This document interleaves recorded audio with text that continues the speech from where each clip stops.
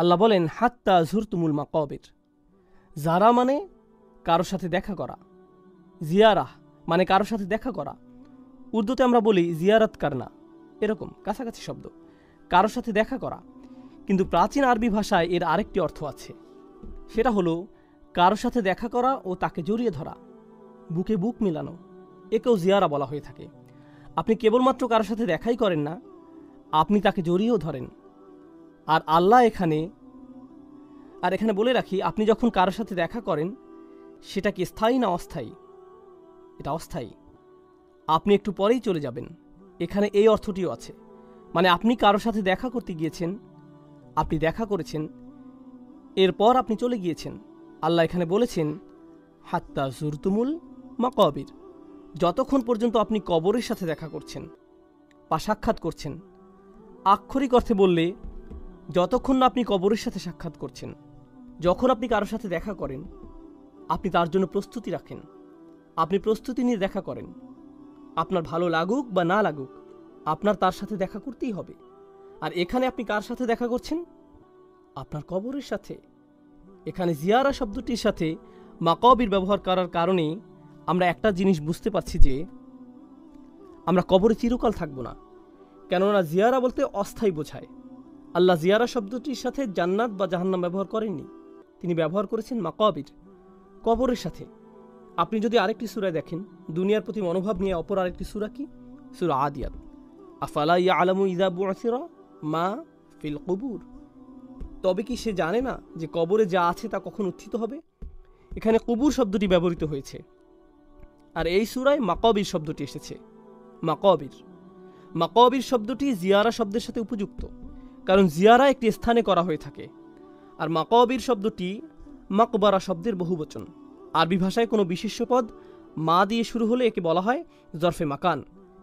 এটা দিয়ে কোনো স্থান নির্দেশ করা হয়, যেমন মসজিদ বা মাতার বিমানবন্দর, বা মাকআদ বসার জায়গা, মজলিস এটাও বসার জায়গা, সমাগম। তাহলে বোঝা যাচ্ছে শুরুতে মা থাকলে সেটা দিয়ে কোনো জায়গা বোঝায়, এটাই জরফে মাকান। আর সাক্ষাৎ কোনো একটা জায়গায় হয়ে থাকে, তাই কবরের কথা বোঝাতে এর সাথে এখানে জায়গার বর্ণনা এসেছে। মানে এটা একটা কবরস্থান। আপনি যখন কিছু পাওয়ার ধান্দায় থাকেন, কোথায় আপনার খুব একটা যাওয়া হয় না? কবরস্থানে। সেখানে আপনার জন্য তেমন কিছু নেই। কবরস্থানে আপনার দুনিয়াবি কিছু পাওয়ার নেই। আপনি শপিং মলে যান, চাকরিতে যান, আত্মীয়ের বাসায় যান, আপনার বসের কাছে যান, আপনি সবখানে যান, কিন্তু কোথায় যান না? আপনি কবরস্থানে যান না। আমার নিজের উপর একটা উদাহরণ মনে পড়ছে। এটা ছিল নিউ ইয়র্কে। তখন আমি নিউ ইয়র্ক থাকতাম, আমি থাকতাম কুইন্সে, আর আমার কলেজ ছিল ম্যানহাটনে। তো আমরা এলাই হয়ে যেতাম। সেখানে ছিল একটা বিশাল কবরস্থান, মেইন রোডের পাশেই। এই কবরস্থানটা আমি মনে হয় টানা 10 বছর দেখেছি, কিন্তু কোনো দিনই যাইনি। আর শুধুমাত্র কেবল আমি নই, প্রতিদিন হাজার হাজার মানুষের পাশ দিয়ে যায়, কেউই কখনো সেখানে যায় না। কেবল যায় কখন? যখন তাদের মৃত্যু হয়, যখন তাদের সেখানে রাখা হয়। সুবহানাল্লাহ। তাহলে এটা হচ্ছে আয়াতের একটি অর্থ, কিন্তু অপর অর্থটিও খুবই গুরুত্ববহ। আমরা এখানে সাবাবুন নুজুম দেখতে পাই। আপনারা জানেন যে কিছু আয়াতের ঐতিহাসিক প্রেক্ষাপট থাকে, আর ওই সময়ের অর্থ কী ছিল? যেহেতু আলেমদের মতে তৎকালীন সময়ে কিছু গোত্র ছিল যারা সবসময় অন্য গোত্রগুলোকে তুচ্ছ করত। তোমাদের চেয়ে আমাদের বেশি মানুষ আছে, তোমাদের চেয়ে আমাদের বেশি অস্ত্র আছে, আমাদের যারা মারা গিয়েছে তারা তোমাদের মৃতদের চেয়ে সেরা। তারা কবরস্থানে যেত আর বলতো আমাদের গোত্রে ইনি ছিলেন আর ইনি এটা এটা করেছেন। তোমাদের গোত্রে কি কেউ কখনো এমন করেছেন? তারা এভাবে কবরে গিয়ে একে অপরের সাথে প্রতিযোগিতা করত। তারা বলতো তোমাদের কি এমন কেউ ছিল? এখনকার সময় আমরা বলি আমাদের ইতিহাসে ইনি ছিলেন, অমুক ছিল, তমুক ছিল। ইতিহাসের নায়কদের নিয়ে গর্ব করা। তারা যেভাবে সত্যি সত্যি কবরস্থানে গিয়ে কবর দেখিয়ে এভাবে বলতো এনার মতো তোমাদের কেউ আছে, অমুকের মতো, তমুকের মতো। ভালোভাবে চিন্তা করে দেখলে বর্তমান সময়ে আমরা আমাদের ইতিহাসের নায়কদের নিয়ে এসব বলি। মুসলিমরা সালাউদ্দিনের কথা বলে কিংবা সাহাবাদের কথা বলে। আমরা আমাদের ইতিহাসের নায়কদের নিয়ে গর্ব করি। এনাদের মতো কে আছে? আমি কি বলছি বুঝতে পারছেন? এখন সমস্যা হচ্ছে আল্লাহ এখানে যে পয়েন্টটি তুলে ধরেছেন, প্রথমত হাত্তা জুরতুমুল মাকাবির, অর্থ হাত্তা ইয়াতিয়াকুমুল মাউতা ফাকুবিরতুম, আপনার মৃত্যু চলে এলো, আপনাকে কবরে নেওয়া হলো, আপনার নিজের কবরে যাওয়ার আগ পর্যন্ত আপনি বেশি পাওয়ার লোভ করেই যাচ্ছেন। কিন্তু এর অন্য অর্থটি হচ্ছে আপনি কবরস্থানে যেতেন, আর যখন কবরস্থানে যেতেন কী হওয়ার কথা ছিল? আপনার মনে পড়ার কথা ছিল যে আপনি কোথায় যাচ্ছেন, কিন্তু আপনি কবরস্থানেই যাচ্ছেন একে অপরকে দেখিয়ে তুচ্ছ করার উদ্দেশ্যে, যেখানে এই কবরস্থানে যাওয়াই আপনার জীবনের উদ্দেশ্য বোঝার জন্য সবচেয়ে সহজ রাস্তা হবার কথা ছিল। আপনি যদি খুব বেশি ধার্মিক না হন, আপনি যদি খুব বেশি আখিরাত নিয়ে না ভাবেন, আপনি যদি বছরের পর বছর নামাজ না পড়েন, যদি কারো দাফনে যান, হয়তো আপনি এর আগে কখনো যাননি, জানাজার পর সব আনুষ্ঠানিকতা শেষে আপনি দাফন করতে গেলেন, আপনি যদি কেবল সেখানে যান, এটা আপনাকে একটা ধার্মিক অভিজ্ঞতা দেবে। শুধু কবরস্থানে হেঁটে কবরের নাম পরিচয়গুলো পড়লেই অমুক মানুষ এত বছরে মারা গেছে, আরেকজন 20 বছরে মারা গেছে, আরেকজন হয়তো 6 মাসে মারা গেছে, আরেকজন দেখলেন 83 বছরে মারা গেছে, আরেকজন 31 বছরে মারা গেছে। নিজের বয়সী একজনকে পেলেন, একজন মহিলা, আরেকজন পুরুষ, আরেকজন মহিলা। আপনি এগুলো পড়ছেন আর কার কথা ভাবছেন? আপনার নিজের কথা। এটা আপনার চোখ খুলে দিবে। আপনার নিজের চোখ খোলার জন্য কবরস্থান অনেক ভালো জায়গা, নিজের দিকে তাকানোর জন্য এটা উপযুক্ত জায়গা। আর আমরা এমন মানুষ যে আমরা সেই কবরস্থানকেই কিনা তাকাসুরে পরিণত করেছি। আমরা এখানে থেকেও শিক্ষা নিতে পারি না, আমরা অন্ধ হয়ে পড়েছি। এজন্য এখানে অতীতকাল এসেছে। আল্লাহ এটা তোমাকে অন্ধ করেছে, এটা তোমাকে অন্ধ করবে তা নয়, এটা ইতোমধ্যেই তোমাকে অন্ধ করেছে। অন্যভাবে বললে তোমাদের নিয়ে কোনো আশা নেই। যদি এখানে বলা হতো এটা তোমাদের অন্ধ করবে, সেখানে কিছুটা আশা ছিল। এটা হতেও পারে, নাও হতে পারে। হয়তো আমি পরিবর্তিত হব, কারণ আমার সেই যোগ্যতা আছে। কিন্তু যেহেতু ইতিমধ্যেই তা হয়ে গেছে, সুতরাং এখন আর কোনো আশা নেই। সুবহানাল্লাহ। এখন এখানে অনেক মুফাসসিরি মন্তব্য করেছেন, কিন্তু আমরা এখানে শাওকানির মন্তব্যটি পড়ব ইনশাআল্লাহ। এখানে তিনি বলেছেন, তারা সেই সব কবরস্থানগুলোতে যেত, ফায়াকুলুনা হাযা কবর ফুলান ওয়া হাযা কবর ফুলান ইফতাখিরুনা বিযালিক। তারা বলতো এটা অমুক মহান মানুষের কবর, এটা তমুক মহান মানুষের কবর। তারা এটা বলে গর্ব করত। কাল্লা সাউফা তা'লামুন সুম্মা কাল্লা সাউফা তা'লামুন, একই আয়াত, পার্থক্য কি? শুরুতে সুম্মা আছে। সরল অনুবাদ হচ্ছে কাল্লা। প্রথমে কাল্লা শব্দটি দেখি। কাল্লা বিমাআনা হাক্কা। কাল্লা অর্থ অবশ্যই। শব্দগতভাবে কাল্লা অর্থ কোনো মতেই না, কোনোভাবেই না, কোনোভাবেই না। অর্থাৎ আপনার এই অন্ধত্ব চিরকাল থাকবে না, অবশ্যই থাকবে না। শীঘ্রই আপনি জেগে উঠবেন।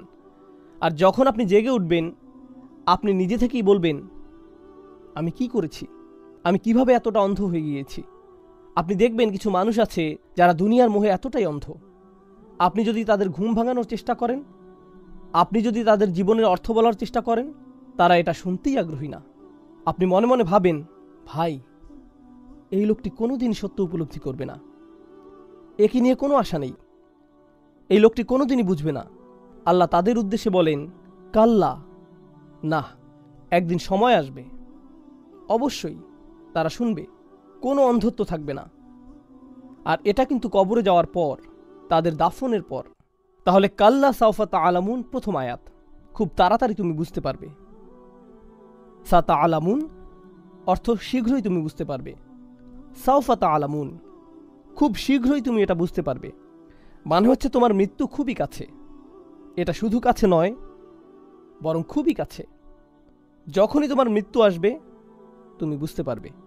আলী রাদিয়াল্লাহু তাআলা আনহু বলেন, আন-নাসু নিয়াম, মানুষ ঘুমাচ্ছে। তিনি বলেন মানুষ ঘুমাচ্ছে, আর যখন তারা মৃত্যুবরণ করবে তারা জেগে উঠবে, মরার পরই তারা জেগে উঠবে। এই আয়াতটি সম্পর্কে তিনি এমন মন্তব্য করেছেন রাদিয়াল্লাহু আনহু। তাহলে আমরা দেখতে পাচ্ছি কাল্লা সাউফা তা'লামুন, শীঘ্রই তুমি বুঝতে পারবে। কখন বুঝতে পারবে? আপনি বুঝতে পারবেন যখন আপনি কবরে যাবেন। ভাই আমার কি করা উচিত ছিল, আমার কি নিয়ে ব্যস্ত থাকা উচিত ছিল, আপনি খুব শীঘ্রই বুঝতে পারবেন যখন আপনি কবরে যাবেন। আর প্রশ্ন শুরু হয়ে যাবে, আপনি বুঝতে পারবেন যে আপনি কতটা অন্ধত্বে ডুবেছিলেন। এটা হচ্ছে প্রথমটি। এরপর আল্লাহ বলেন সুম্মা কাল্লা সাউফা তা'লামুন, অতঃপর আবার সুম্মা কাল্লা সাউফা তা'লামুন। কয়েকজন আলেম মন্তব্য করেছেন এই আয়াতটি শুধুমাত্র গুরুত্ব দেওয়ার জন্য ব্যবহৃত হয়নি। প্রথম আয়াতটি কবরে প্রশ্নের মুখোমুখি হওয়ার কথা বোঝাচ্ছে। তখন আপনি বুঝতে পারবেন আপনি কতটা ভয়ঙ্কর পরিস্থিতির মধ্যে ছিলেন। আর দ্বিতীয়বার শীঘ্রই তুমি বুঝতে পারবে দিয়ে বোঝাচ্ছে যখন আপনি কবর থেকে বের হবেন, বিচারের দিন শুরু হবে আর আপনার সব ভালো আমল ধ্বংস হয়ে যাবে, আপনি আসল বাস্তবতা দেখতে পাবেন। তখন আপনি সত্যি সত্যি বুঝতে পারবেন আপনি কতটা মোহগ্রস্ত ছিলেন। পুরো আমলনামা আপনার সামনে থাকবে। দ্বিতীয়বারের আমলনামা প্রথমবারের চেয়ে আরও ব্যাপক আকারে থাকবে। কবরে আপনাকে প্রশ্ন করা হবে, কিন্তু সেখানে সব কিছু থাকবে না। যখন আপনি বিচারের দিনে উপস্থিত হবেন, আপনাকে কিভাবে জিজ্ঞেস করা হবে? সম্পূর্ণভাবে। যেহেতু দ্বিতীয়বারের জিজ্ঞাসা প্রথমবারের চেয়ে ভয়াবহ হবে, এজন্যই দ্বিতীয় আয়াতে সুম্মা শব্দটি সেই ভয়াবহতা বোঝাচ্ছে। সুম্মা দিয়ে কয়েকটি জিনিস বোঝায়। এটা তাহকিম যোগ করে, এটা তাহউইল যোগ করে, এটা দিয়ে গুরুত্ব বোঝায়, এটা দিয়ে ভয়াবহতা বোঝায়, এটা দিয়ে বাক্যের সম্পূর্ণতাও বোঝায়। তাহলে আল্লাহ আজ্জা জাল্লা বলছেন কাল্লা সাউফা তা'লামুন সুম্মা কাল্লা সাউফা তা'লামুন। আল জামাখশারি খুবই চমৎকার একটা মন্তব্য করেছেন। তিনি বলেছেন ইনজার আল ইয়াখাফু ফায়ালতাবিহু মিন গফলাতিহিম। এটা আল্লাহর পক্ষ থেকে একটা নিয়ামত, এটা একটা সতর্কবার্তা, যাতে তারা তাদের অন্ধত্ব ও মোহ কাটিয়ে উঠতে পারে। আর এই পুনরাবৃত্তির মাহাত্ম্য হচ্ছে এখানে পুনরায় বলার কারণে আরও জোর দেয়া হয়েছে। আমি বলে দিচ্ছি, আমি তোমাকে বলে দিচ্ছি। এভাবে দুইবার বললে কেমন শোনায়? যে শুনবে সে পুরোপুরি সতর্ক হয়ে যাবে। ধরুন আপনার বাচ্চারা পার্কিংয়ে খেলছে, আপনি সত্যিই চান যে তারা খেলা বন্ধ করুক। থামো থামো থামো। আপনি একবার বলেন না, কয়েকবার বলেন, কয়েকবার বলেন। কথার গুরুত্ব বোঝাতে আপনি কি করেন? আপনি বারবার বলেন। তুমি বুঝতে পারবে, তুমি বুঝতে পারবে। কাল্লা সাউফা তা'লামুন সুম্মা কাল্লা সাউফা তা'লামুন। আল্লাহ যেভাবে আমাদের সতর্ক করেছেন তা এই পুনরাবৃত্তির মাধ্যমে ফুটে উঠেছে। আল আউয়ালু আসাদ আরবিতে এভাবে ব্যবহৃত হয়ে থাকে, যেমন আকুল উলাক সুম্মা আকুল উলাক। আমি বলে দিচ্ছি ভাই, আমি তোমাকে বলে দিচ্ছি। দ্বিতীয়বার বলতে হয়। আপনি এভাবে দুইবার বলেন। বিষয়টি হচ্ছে এভাবে দুইবার না বললে এর তেমন প্রভাব পড়বে না, তারা এটাকে স্বাভাবিকভাবে নিবে। সুতরাং আপনাকে এমন শক্তভাবে বলতে হবে। আমাদের সমস্যা হচ্ছে কোরআন আমাদের কাছে কেবলই একটা বই, আমরা এটা পড়ছি, কিন্তু কাফেরদের সামনে যখন কোরআন পাঠ করা হতো তখন এটা বই আকারে পড়া হতো না। এটা কিভাবে উপস্থাপিত হতো? কথার মতো করে। আর যখন আপনি কিছু বলেন, আপনার শ্রোতা এর আবেগ অনুভূতি বুঝতে পারে, কিন্তু লেখার মধ্য দিয়ে এটা ততটা সহজ নয়, কিন্তু কথাই সম্ভব। এজন্যই এখন যদি আপনি কোরআন পড়েন, আপনি হয়তো সেভাবে প্রভাবিত হবেন না, কিন্তু যখন আপনি নামাজে এটা শুনবেন, বলুন তো কী হবে? আপনার হৃদয়ের মধ্যে এটার প্রভাব থাকবে। কারণ কোনো কিছু শুনলে এর একটা প্রভাব আছে, কিছু শুনলে এর প্রভাব হৃদয় থেকে হৃদয়ে পৌঁছে যায়। কেউ যদি আপনাকে ইমেইলে কোনো উপদেশ দেয়, আপনি ততটা গুরুত্ব দেন না। কেউ যদি আপনাকে ফোন করে কিছু বলে, আপনি যথেষ্ট গুরুত্ব দেন, কারণ যখন আপনি তার কথা শুনেন এটা আপনার হৃদয়ে পৌঁছে যায়। তাই কোরআনে আমরা দেখি যে সাহাবারা বলেননি করানা ওয়া আতা'না, আমরা পড়লাম আর আমরা মানলাম। তারা কি বলেছেন? সামি'না ওয়া আতা'না, আমরা শুনলাম এবং আমরা মানলাম। লেখা পড়তে হয় আর কথা শুনতে হয়। আর এটা এতটাই শক্তিশালী যে মানুষ যখন শোনে তখন তা করতে বাধ্য হয়। আমাদের দারসুল কোরআনের মাহাত্ম্য হলো, আমরা জানি কোরআনের উপর লেকচার হয়, জ্ঞানী ও যোগ্য আলেমরা এটা পরিচালনা করেন ইনশাআল্লাহ। এর একটি মাহাত্ম্য হচ্ছে এটা কোরআনেরই একটি সুন্নাহকে পুনরুজ্জীবিত করে। কোরআন প্রাথমিকভাবে পড়ার জন্য আসেনি, কোরআন প্রথমত শোনার জন্য এসেছে। নবীজি সাল্লাল্লাহু আলাইহি সাল্লাম মানুষদের সামনে এটা তেলাওয়াত করতেন যেন তারা এটা শুনতে পারে। ইয়াতলু আলাইহিম আয়াতিহি। আর যখন এটা পড়া হয় তখন এর শক্তি ও আবেগের আবেদন কিছুটা কমে যায়, যখন এটা শোনা হয় না।